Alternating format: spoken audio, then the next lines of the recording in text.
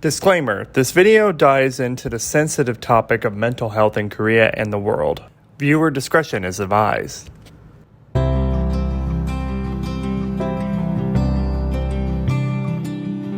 Korea is the birthplace of K-pop, with the public image of beautiful people making music that makes our hearts sing.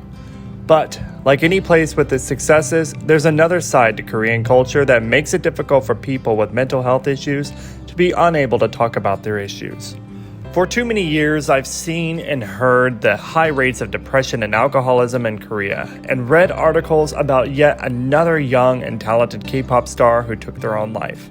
There are a lot of factors that make someone take their own life, including pre-existing mental illness and external issues like bullying that can destroy someone's self-esteem. But part of the issue is that mental health issues are considered a weakness, and admitting it is shameful in Korean culture.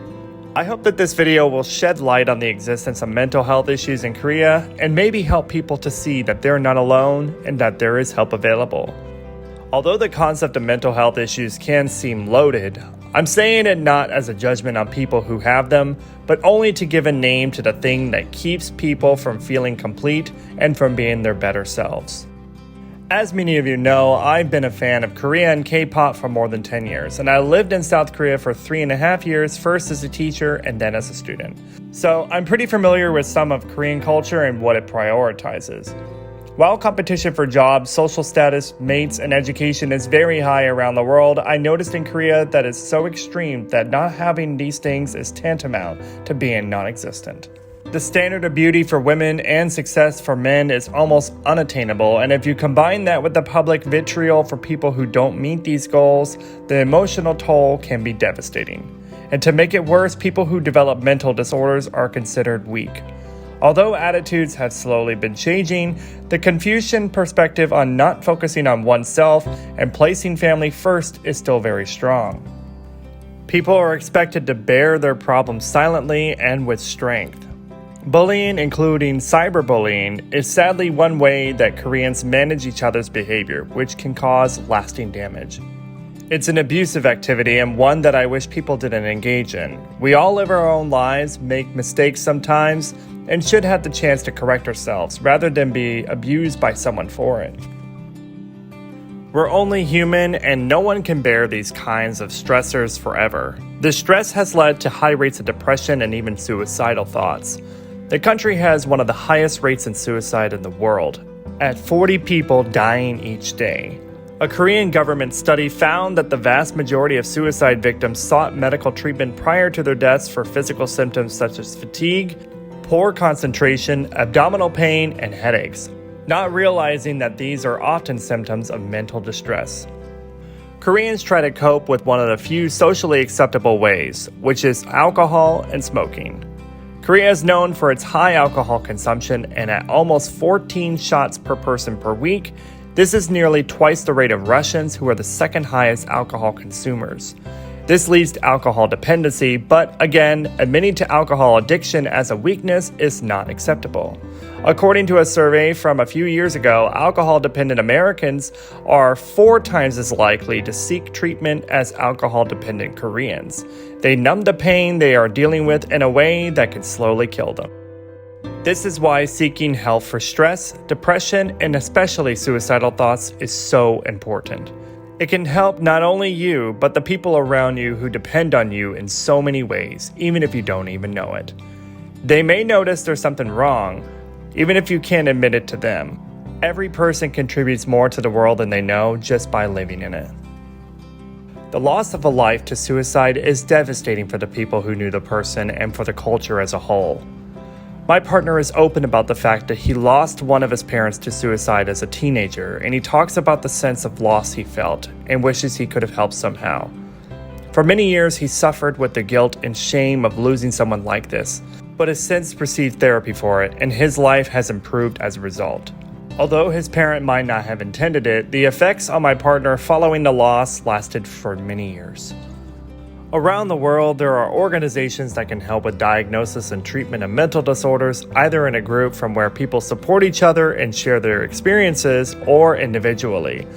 Since 1995, Korea has passed a series of laws that help support people with mental health issues, but there remains a stigma about mental health that is hard to overcome, particularly with older people. 78% of elderly Koreans think of depression as a sign of weakness. According to one study, up to 28% of elderly Koreans are depressed, compared with 10 to 15% in the US. This is changing though, particularly with young people, and the Korean government is part of that. A few years ago, it founded the Young Health Program, which is designed to train young people about mental health and provide support services for them.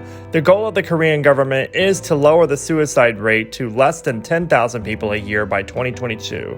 The South Korea Referrals for Bros, which is aimed at men but also can be used by women, provides a list of mental health resources.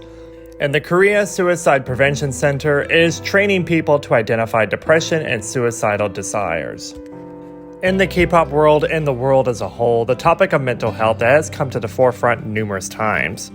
Particularly when an idol needs to sit out a comeback, such as Twice's Jeongyeon from the Can't Stop Me promotions, or delay the comeback altogether to focus on oneself, such as HyunA's comeback delay in 2020 that eventually happened in January 2021. One very recent non-K-pop example is that of Simone Biles, the US Olympian who gave her spot in the 2020-2021 Olympics to her teammates to focus on her mental health. She had placed her needs over the reputation of her country. This behavior was unheard of even just a few years ago, and it created a worldwide controversy. But Biles' decision created a conversation that forced people to think of heroes and world-class athletes as human beings. With K-pop being more popular than ever, every little controversy is highlighted, and people are now able to see the formerly hidden dark side of Korea's lack of attention to mental health and volume of suicides in the industry and country. K-pop has a worldwide platform now, and it's in their power to set the example for fans all over. Korea is making progress, but there's obviously still work for South Korea to truly match other countries within the OECD.